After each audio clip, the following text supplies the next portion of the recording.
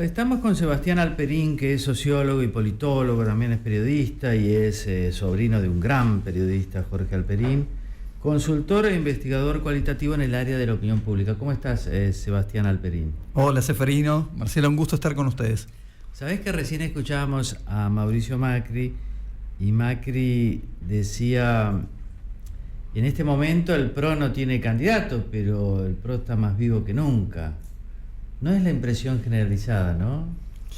No, porque por un lado recordaba que Mauricio Macri en Chile, justamente pocos días atrás, anunció que el PRO llevaría un candidato para 2027 y después uno ve que el PRO se diluye, ¿no? Está en una suerte de no lugar. Claro. Por un lado todo el burrichismo que acaba justamente de incorporar 7 diputados directamente a las filas de la Libertad Avanza.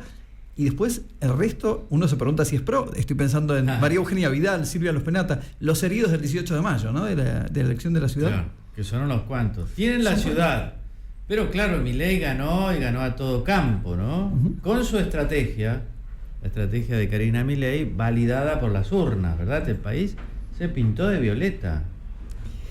Bueno, a ver, yo creo que respecto al 26 de octubre me parece que ganó más el miedo que el apoyo. O sea, sin perjuicio del núcleo duro, que hay un 30% que viene acompañando a Javier Milei desde las elecciones generales de 2023, pero lo cierto es que lo que después tuviste en balotaje, ese 26%, que incluso ahí hay buena parte de lo que Milei llamaría los ñoños republicanos, tuvieron un rol importante, ¿no? El 26 de octubre, y me parece que ahí es donde se activó el temor a el riesgo del regreso Cuca, y ahí le doy la derecha a Cristina Kirchner cuando dice: despertaste un fantasma. Pero bueno, lo cierto es que también había un temor de que si a Milei le fuera mal, como dijo el propio Donald Trump, la ayuda es condicionada a que te vaya bien la elección. ¿Cuánto podía valer el lunes el dólar el 27 de octubre, el riesgo país? Y ahí me parece que hay un temor muy fuerte, que está muy arraigado como trauma incluso en la sociedad argentina, ¿no? Y es muy justificado, claro, es un trauma. Absolutamente. Y la verdad que todos teníamos un poco de miedo que iba a pasar ese lunes, el lunes de la semana anterior, el lunes posterior a las elecciones, con el dólar a ¿cuánto? A 2.000. Es una crisis, la crisis la pagan los sectores populares y la gente en general. Por lo tanto, hubo miedo, siempre hay miedo, ¿no? Hay miedo y esperanza, ¿no? ¿Cuál será la esperanza? ¿Cuál habrá sido la esperanza? Lo que creo que está claro es cuál será el miedo. La esperanza, me parece, si uno mira los estudios de opinión pública, el principal capital de Milei justamente tiene que ver con las expectativas futuras, donde la gente está dispuesta a sacrificar un beneficio presente por esa expectativa.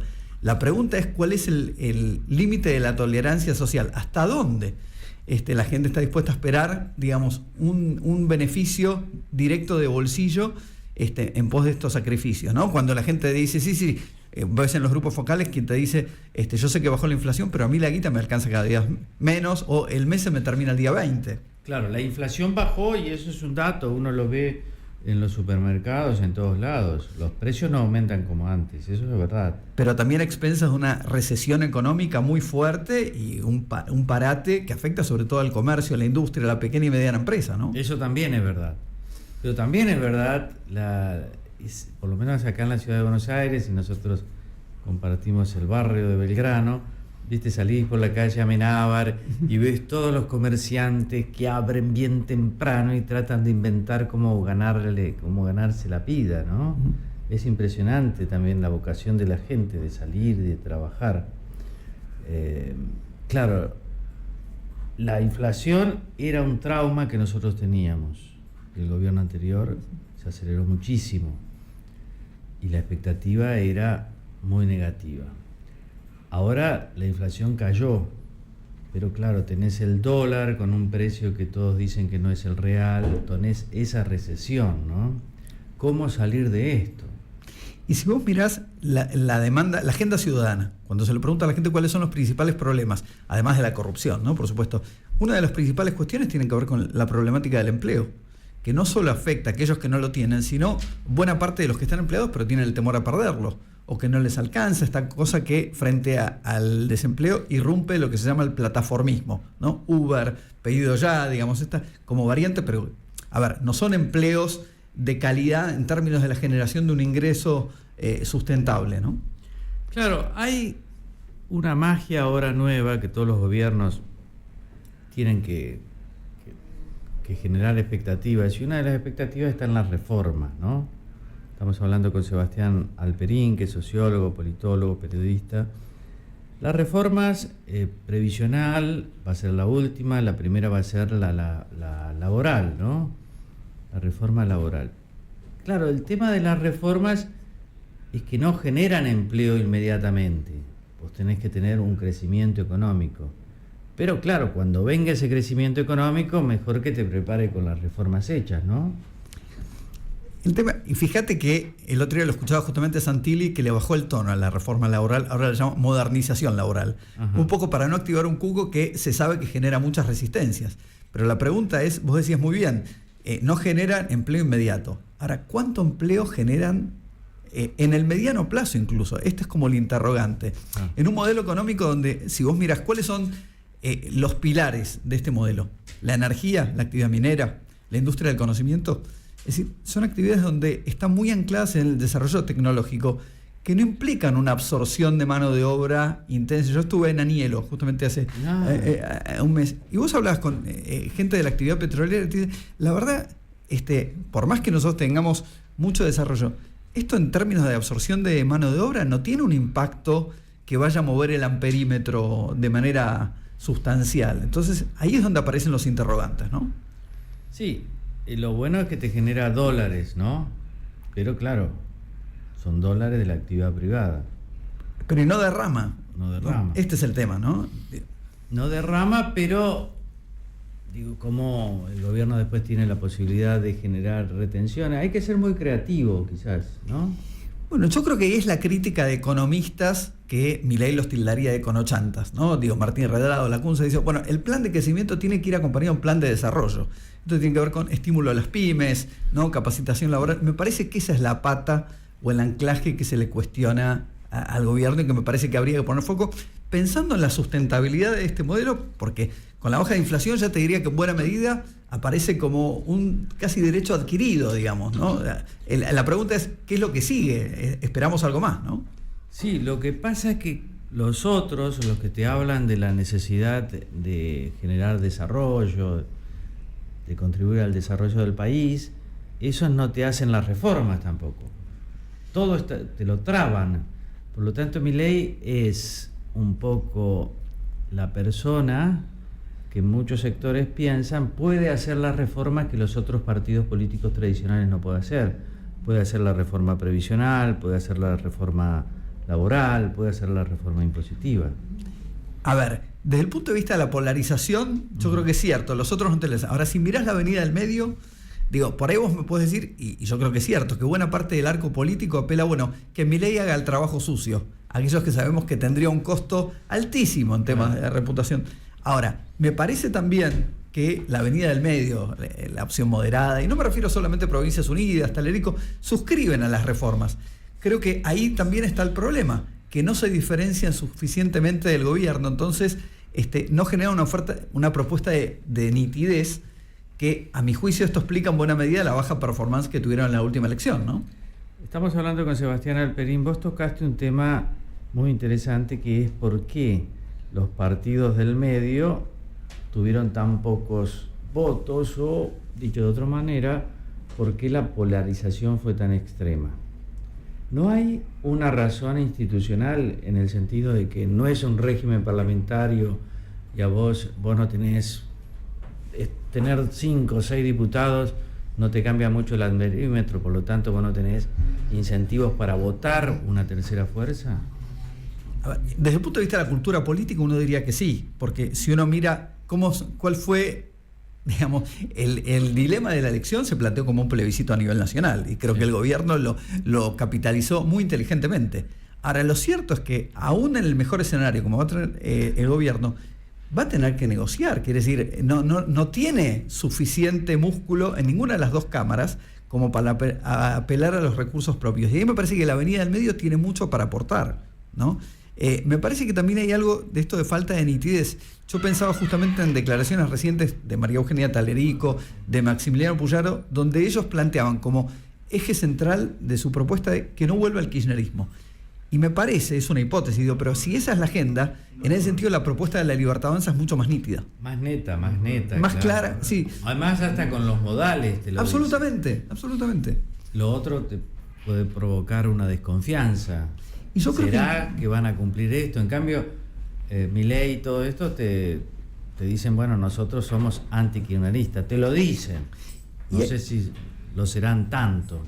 Puede ser, pero vos lo ves, por ejemplo, en los grupos focales, que te encontrás con gente que te dice, bueno, no es políticamente correcto decirlo, pero para mucha gente, en realidad, la propuesta y el estilo de Milei es la única forma posible de desterrar ese cuco kirchnerista. Es decir, solo un loco nos podía sacar de este abismo, ¿no?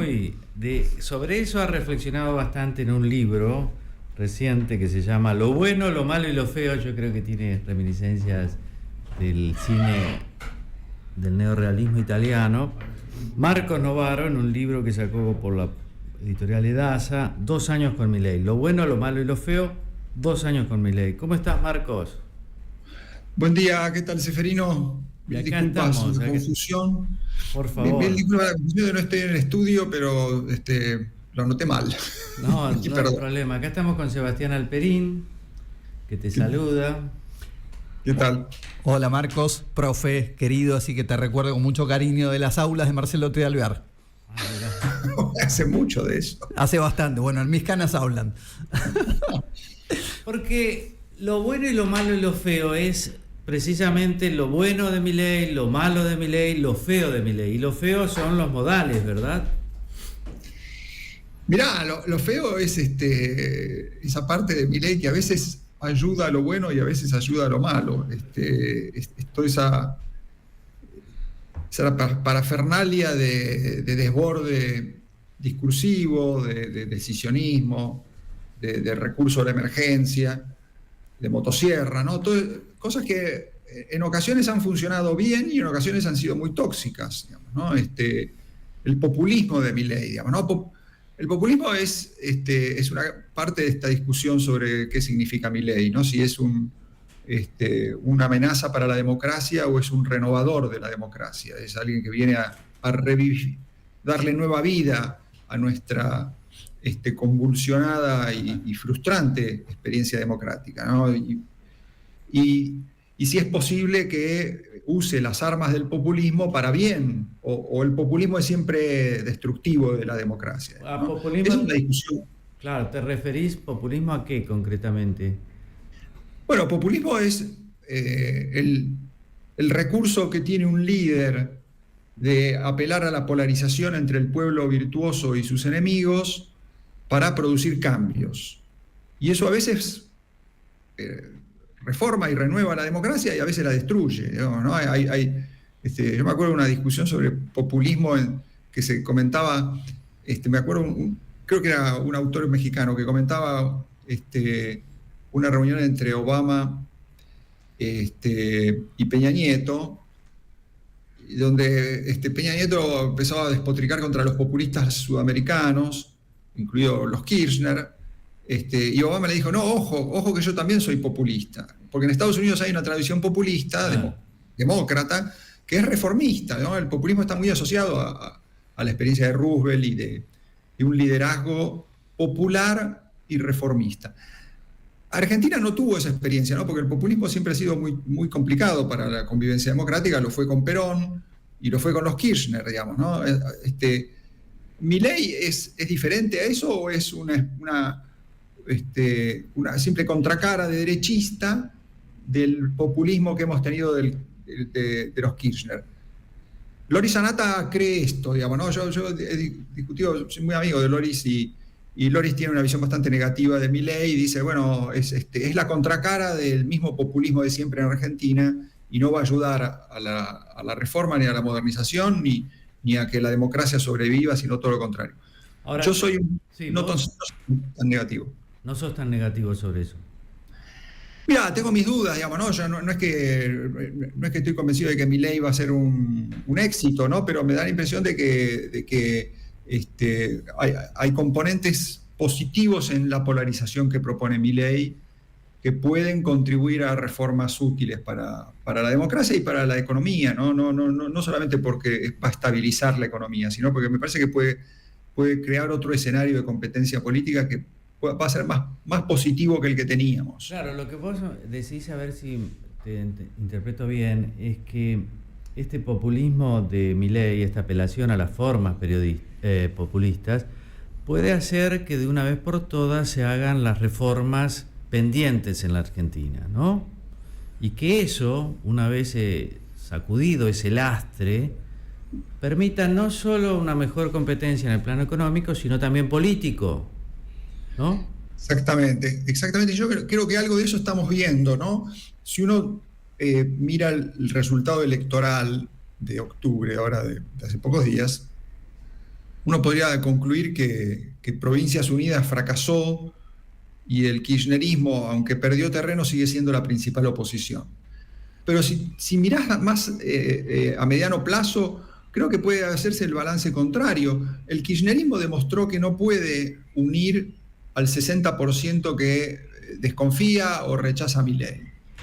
Y que para tener una oposición capaz de competirle realmente a Milei, hace falta construir otro liderazgo y otro proyecto, no un proyecto que apueste al fracaso de Milei, sino a hacer mejor que Milei lo que está ahora haciendo el gobierno, digamos, ¿no? Que construya sobre una experiencia que no fracase, que se continúe. Y eso es lo que ha pasado con los planes de estabilización en todo el mundo. Cuando los planes de estabilización funcionan, es porque la oposición propone continuarlos. Es lo que hicieron los israelíes, es lo que pasó en España, es lo que pasó en Brasil. Después de Cardoso, Lula no propuso, volvamos a la inflación, rompamos con el Fondo Monetario. Absolutamente. Y otra cosa interesante es, me parece, la visión de Macri en este sentido, en decir, bueno, en el 2027 vamos a ver, porque mucha gente dice, si Milei tiene éxito en sus políticas, en el 2027 es reelecto seguro. Hay que ver, no se sabe, la política no es así, ¿no? ¿No te parece? No, y además, bueno, en Argentina hacer pronósticos de medio plazo es imposible, ¿no? Yo creo que Milei tiene su oportunidad, pero tampoco va a ser tan fácil y tampoco es un líder que pueda formar una mayoría muy amplia, digamos, ¿no? Su coalición es una coalición chiquita. Ahora quiere hablar Sebastián Alperín, tiene mucho para decir acá también, pero yo te quiero decir que esa es una visión positiva, ¿no? Es una visión positiva de decir, bueno, tenemos una oportunidad, hagamos esta reforma que hay que hacerla, están en todo el mundo, no es la panacea, pero hay que hacerla, hagámoslo bien también, ¿no? Hagámosla bien. Y después veamos y tener un poco de expectativa en eso, ¿no? Sí, no. Yo creo que la política argentina tiene espacio para, independientemente de los vicios de los actores, funcionar de un modo más cooperativo de lo que ha hecho la mayor parte de nuestra década de democracia, digamos, ¿no? O sea, claramente Milei no es una persona que promueva la cooperación, pero la cooperación se le impone, porque el gobernar solo demostró que no puede hacerlo, ¿no? Claro. Y esa me parece que es un dato muy importante. Y los actores que están dispuestos a cooperar con él y que tratan de no ser absorbidos por él son muchos. Y de ahí puede surgir una propuesta superadora, digamos, ¿no? Hay que darle tiempo. Sebastián. Ahora, Marcos, me interesó en el libro, vos subrayás el hecho de que Milei no cree en la división de poderes, ¿no? Y esta cuestión de un estilo monopólico en el ejercicio del poder. En ese contexto ahí, la pregunta que surge es, bueno, ¿cuál es la posibilidad de ampliar esa base de sustentación? O, como dijo algún periodista, ¿no se le estará pidiendo a Milei que no sea Milei? Es cierto que él ha dado muestras de pragmatismo, ¿no? Y en todo caso, ¿hasta dónde la sociedad está dispuesta a hacer la vista gorda frente a determinados desvíos institucionales, llamémoslo, siempre y cuando eso tenga un correlato en materia de un beneficio económico, que hasta ahora a nivel macro sí, pero en beneficio de bolsillo todavía no se ve, al menos no en las expectativas que se plantean, ¿no? Sí. Sí, bueno, esa es una parte de la discusión sobre estos 2 años, digamos, ¿no? Hasta dónde la sociedad ha sido tolerante. Bueno, en el momento de la emergencia fue muy tolerante y los decretos fueron ampliamente aceptados, decretos que incluso tenían aspectos inconstitucionales, y la motosierra fue celebrada, ¿no? Claro. Milei se entusiasmó mucho con eso, y creo que parte de lo que vivimos el último año fue fruto de ese entusiasmo, un entusiasmo que descontextualizó su liderazgo, ¿no? Él asumió que como él había tenido éxito en estabilizar y la economía se recuperaba, podía gobernar solo, ignorar al Congreso, y la sociedad lo iba a seguir apoyando, y el Congreso no iba a poder reaccionar porque él lo iba a frenar con vetos. Bueno, se demostró que la gente puede preferir que el ajuste se imponga, digamos, ¿no? Que asumir costos, pero también quiere discutir esos costos, cómo se asignan, ¿no? Y sobre todo distinguir lo prescindible de lo imprescindible, digamos, ¿no? O sea, en las universidades es claro que hay mucho gasto prescindible, pero vos no podés ajustarle igual a los tipos que dan clase que a los que no dan clase, ¿no? Claro. Vos no podés ajustarle igual a los residentes del Garraham que a los empleados administrativos que no laburan, o los tipos de planta que no van. Claro. Y eso todo el mundo sabe. Si vos vas a un hospital público, sabés que los residentes son los tipos que te atienden, que están siempre, y muchos otros no, digamos, ¿no? Y el gobierno no hizo esa distinción. Y al no hacer esa distinción convirtió en enemigos o en potenciales opositores a muchos de los que eran beneficiarios potenciales de su estrategia de ajuste y reforma. Ese fue el error, y me parece que si no aprende de eso va a volver a cometer el mismo problema dentro de pocos meses, digamos, ¿no? ¿Y por qué le sucedió eso? ¿Por él? ¿Por su forma de ser? ¿Por no tener personal de gestión acorde? ¿Por no comprender que el ajuste también es una política que tiene que tener una cierta calidad en la aplicación y demás? Por todo eso, y porque además Milei no considera que los servicios públicos haya que mejorarlos, ¿no? Finalmente la idea es, bueno, que haya un hospital público no es imprescindible, que haya universidades públicas tampoco. Entonces, ¿para qué mejorarlas si tal vez eso es un engaño, ¿no? Es generar la ilusión de que puede haber un Estado que funcione. Ese es un gran problema ideológico que tiene Milei desde el principio, ¿no? Que su reforma no va encaminada a a mejores bienes públicos, salvo en la seguridad y más o menos en la moneda, porque incluso la cuestión de que él quiera una moneda propia sólida tampoco está clara, digamos, ¿no? Hasta dónde quiere moneda pública, ¿no? Entonces, el problema de Milei es de partida, digamos, ¿no? Y eso no tiene mucho... no sé si hay mucho espacio para que él cambie de percepción sobre eso, ¿no? Yo no lo veo haciendo políticas universitarias razonables. Ahora, Marcos, en Lo bueno, lo malo y lo feo, 2 años con Milei, que es un libro para leer, para entender a Milei. Claro, el tema es que el sendero es bien estrecho, porque el tipo tiene que hacer una reforma que nadie ha hecho. Ya hizo un ajuste que nadie ha hecho, como sea lo hizo. Tiene que hacer 3 reformas que nadie ha hecho, pero es un personaje que no cree en el Estado, no cree en los servicios públicos, no cree obviamente en el bien común, y no cree demasiado en la gestión en esos... Es difícil, no digo, Marcos, que no lo hagamos, pero la tarea no es fácil, ¿no? No, y tampoco hay que hacerse demasiadas ilusiones con que... Bueno, viste toda la discusión esa sobre el Milei renovado que tenemos. Es un Milei, sí, que ha aprendido de sus errores. Yo creo que sí, yo daría por cierto lo que él dice, viste, de que para mí fue una bendición la derrota del 7 de septiembre porque aprendí mucho de política y economía. Esa frase yo se la creo, digamos, ¿no? Ahora, que vaya a ser un tipo que entienda las funciones del sector público y la necesidad de tener una gestión eficiente de áreas como salud, educación, y le veo poca chance, sobre todo porque es un gobierno que tiene, en el mejor de los casos, puede terminar los 2 años que le quedan haciendo alguna de las reformas que ahora se propone, no creo que pasen todas, y haciéndolas a medias, porque una cosa es aprobar leyes y otra cosa es hacer los cambios. Eso se vio con la ley Bases. ¿Cuántas empresas lograron privatizar? Ninguna. Ninguna. Una cosa es que vos te habiliten la privatización y otra cosa es que gestiones esa privatización. Ese tránsito a la gestión para Milei va a ser también muy difícil porque tiene un equipo ultra chiquito y la gente que recluta y tiene un poco de todo, digamos, ¿no? Sí, por no decir casi todos son medios marginales, ¿no? Salvo... Y poco talento y poca experiencia, ¿no? Sí. Claro, no es un gobierno meritocrático, para nada, ¿viste?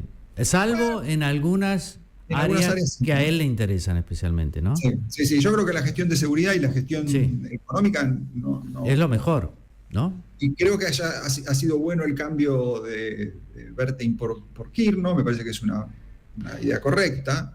Yo creo que Bertein no iba a ser un canciller adecuado para lo que les hace falta. Vamos a ver cómo lo hace Kirchner. Y vamos a ver qué hace Santilli, ¿no? En esta super ministerio del Interior, porque bueno, viste que Adorni aparece como el jefe de gabinete, pero en realidad el poder de negociación acá lo va a tener Santilli, digamos, ¿no? Sí, si Santilli tiene éxito, se convierte en un superministro y eso puede también complementar esta falta de gestión.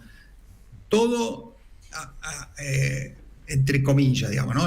Todo entre comillas, claro. No hay que esperar demasiado porque al final es Milei, es el gobierno argentino, somos los argentinos, ¿no? Puede ser, no garantizamos nada. Ahora, somos optimistas, porque viste, después de los actos electorales es tan lindo el tema de la votación, ¿no? Uno se pone romántico y dice, ¿cómo la gente va a votar? Olvida ciertas cosas, privilegia otras, crea una mayoría. Es un acto casi milagroso, ¿no? Sí. Y yo creo que además de esta elección, insisto, no solamente salió fortalecido el gobierno, se abre una oportunidad para una oposición diferente. Es verdad. El campo está disponible porque hay un montón de votos, hay territorios, hay mucho poder en disputa, simplemente que los actores, que son principalmente los gobernadores, tienen que saber aprovecharlo. Desde el peronismo, eso es evidente, digamos. ¿A quién le interesa el resultado de la interna entre Kicillof y Cristina? A nadie, porque de ahí no va a salir nada. Y eso está claro para todo el mundo, digamos. Todo el mundo que quiera verlo sabe que ni Cristina ni Kicillof pueden ofrecer más que lo que tienen, que es, con suerte, el 30%. Bueno, con eso no es competencia, digamos. Marcos Novaro, no te queremos despedir sin de preguntarte algo sobre un actor importantísimo que es Donald Trump, ¿no? Uh-huh. Que es como Milei, te puede gustar o no, pero es un personajón, ¿no? en la política mundial. Pero en referencia a la Argentina ha hecho algo inusual, que es este apoyo constante y sonante, efectivo en dólares, a la política argentina, al gobierno de Milei, y también la amenaza, es decir, no vamos a ser generosos si Milei pierde. Eso es muy novedoso, ¿no? Sí. Bueno, puede convertirse en un plan Marshall para Argentina porque viene con condiciones políticas no solamente de alianza estratégica, digamos, ¿no? Sino de que funcione la democracia, ¿no? Le han dicho a Milei, vos tenés que hacer funcionar el Congreso y tenés que hacer alianza con los gobernadores y con los partidos que comparten las reformas. Eso es lo más cercano a lo que hacía el plan Marshall con las democracias europeas, ¿no? Es decir, ustedes tienen que primero sostenerse, digamos, ¿no? Y entonces va a haber plata. Y después hay una promesa de alianza comercial, ¿no? Esto no es solamente plata financiera, no es para sostener el pago de la deuda, sino que es para resolver de una vez por todas un problema comercial que tiene, que Argentina le vende poquísimo a Estados Unidos. Claro. Y parece que no hay ningún interés en venderle más. Argentina le vende menos carne que Nicaragua a Estados Unidos. O sea, Nicaragua, que es una dictadura chavista, le vende creo que el doble de carne que le vendemos nosotros a Estados Unidos. Eso es completamente absurdo y fruto de una especie de desencuentro comercial, digamos, ¿no? Asumimos que no existe mercado en Estados Unidos para nosotros. Yo creo que si uno cambia esa política antinorteamericana que hemos tenido en muchos aspectos, no solamente en términos discursivos, sino también comerciales, puede significar un enorme plan Marshall. Ahora, Trump, como vos decías, digamos, ¿no? Es bastante difícil de predecir y puede rápidamente cambiar de opinión, olvidarse de Argentina y decir, bueno, ya está, los ayudamos a salir del pozo y no le vamos a dar nada, no nos interesa ni la carne, ni los caños, ni nada. Bueno, depende mucho de lo que haga el gobierno argentino, por eso lo de Kirchner, por eso claro, ¿qué hace Kirchner, digamos, ¿no? Y por otro lado, una cosa es Trump en la política doméstica de Estados Unidos, que me parece que es muy cuestionable y realmente me parece que va a ser muy, muy costoso para Estados Unidos en términos políticos y económicos. Otra cosa es Trump a nivel global y a nivel regional. Yo creo que si Trump se entiende con Lula y hay digamos, un proceso de aislamiento del populismo radicalizado en la región, y los aliados de Trump dejan de ser los Bukele y pasa a ser una derecha más racional, me parece que Milei va a ir en esa línea. Digamos, ¿no? Si hay otros actores que participan en la región de una cooperación con Estados Unidos regional, me parece que también eso va a ayudar a que Milei pierda un poco estos rasgos antisistema que tiene, donde hace una diplomacia también muy, muy ideológica, ¿no? Y entonces, qué sé yo, se pelea con Brasil simplemente porque cree que hay gobierno del comunismo, digamos, ¿no? Ese tipo de cosas ojalá se superen, ¿no? Es cierto, el rasgo de la ayuda norteamericana que es acompañado por sugerencias fuertes como hagan la alianza, saquen las reformas, aprueben el presupuesto, eso son cuestiones que me parece que a Milei, entre comillas, lo van a civilizar un poquito, ¿no? Por ahora lo están haciendo, ¿no? Porque yo creo que Milei entendió que la condición es esa, ¿no? Y él no puede ignorar las recomendaciones de Scott Bessent como ignora las del FMI. Al FMI le podía decir, sí, voy a acumular reservas, pero dame tiempo. Y en todo caso me vas a tener que dar un waiver igual. Con Scott Bessent no funciona así, digamos, ¿no? O sea, no lo podés ignorar. Y eso me parece que es muy, muy bueno, ¿no? Sebastián Alperín te quiere hacer una pregunta. Una más, Marco. Vos decías al principio, mencionabas los casos de Israel y España, ¿no? Como políticas de continuidad y que lo planteabas como garantía para que la cosa funcione. Ahora, si uno mira las experiencias de las Moncloas argentinas, la verdad que no han prosperado demasiado, ¿no? Incluso el Pacto de Mayo parece papel mojado, más allá que se lo invoca recurrentemente. ¿Cómo ves la perspectiva en ese sentido? No, sí, Argentina no es España, no es Israel. En España había una oportunidad de entrar unidos a Europa, digamos, ¿no? Eso era tan tentador que todos los conflictos se olvidaron, ¿no? Republicanos y franquistas podían reconciliarse muy fácil con semejante invitación a volverse ricos. Israel no hablemos, digamos, ¿no? Israel un país amenazado, donde laboristas y Likud obviamente que iban a cooperar siempre, digamos, ¿no? La cooperación es parte de la supervivencia de ese país. Argentina no es así, ¿no? Argentina la cooperación es muy escasa y entonces no vamos a tener Moncloa de ningún tipo. Lo que podemos tener es una competencia menos virulenta y menos destructiva. Y conformémonos con eso, digamos, ¿no? O sea, si hay una oposición que no proponga volver para atrás, y la gente compra esa oposición, va a ser un milagro.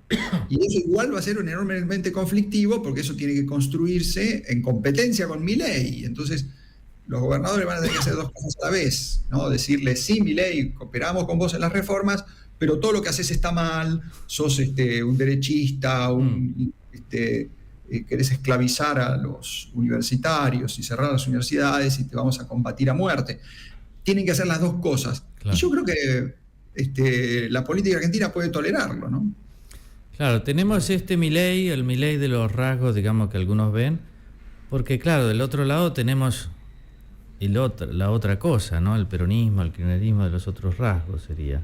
Así es. Si con este muchacho se logra que sea el instrumento de alguna reforma de más que mejoren la competitividad económica, también va a funcionar la competitividad política, porque hay cosas que van a dejar de estar en la discusión, ¿no? Digo, para mí, discutir la necesidad de una reforma laboral a esta altura es absurdo.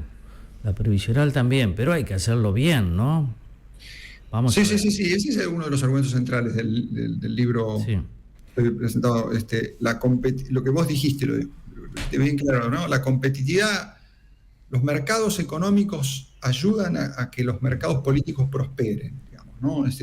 Hay una realimentación. Y esa realimentación nosotros no la hemos tenido porque nuestros mercados han funcionado frecuentemente muy mal, excluyendo a demasiada gente, o generando demasiados privilegios. Y, y entonces la competencia política que tenemos también refleja esos problemas, digamos, ¿no? Inclusiones fraudulentas, como las que tenemos de universitarios que fracasan, o planes sociales con reemplazo de trabajo, bueno, y mucha competencia destructiva, ¿no? Yo creo que la política argentina va a tener su oportunidad en los próximos 2 años, ¿no? Y esa oportunidad no está a favor de los Kicillof de este mundo, digamos, ¿no? De los tipos que juegan con el fracaso, digamos, ¿no? O sea, llevan la frase esa peronista de no es que yo sea bueno, sino que los demás son peores, que es una frase muy fea, ¿no? Porque yo no tengo que forzarme en mejorar, porque tengo la confianza de que los demás lo van a hacer peor que yo. Ese es el alma del kirchnerismo hoy. Y yo creo que es muy tóxico, no tiene nada que ver con el comunismo, digamos, ¿no? Esta gente no es revolucionaria, es muy destructiva. Y mientras más rápido quede marginado de la competencia política, mejor, ¿no? Muy bien, Marco Novaro, Lo bueno, lo malo y lo feo, 2 años con Milei, nuevo libro y DASA. Muchas gracias por haber conversado con nosotros. No, un gusto. Muchas gracias a ustedes por la atención. Bien. ¿Qué tal? ¿Alguna conclusión, Sebastián? Me quedé pensando esto que decía Marcos, que sobre todo esto que hablamos al principio, ¿no? ¿Cuál es la agenda de la oposición de cara al futuro? Y Marcos plantea un desafío no menor que él mismo lo asume. Es una especie de agenda esquizofrénica, donde la oposición debería, por un lado, acompañar al gobierno en la reforma económica, pero por otro lado decirle, bueno, haces todo mal, ¿no? El tema de cerrar las universidades, la salud pública. Digo, qué dilema y qué difícil, ¿no? Para una oposición que hay una demanda, porque el 30% en las encuestas se reconoce como ni, o sea, no es ni oficialista ni oposición, pero después hay que plasmarlo electoralmente como oferta, ¿no?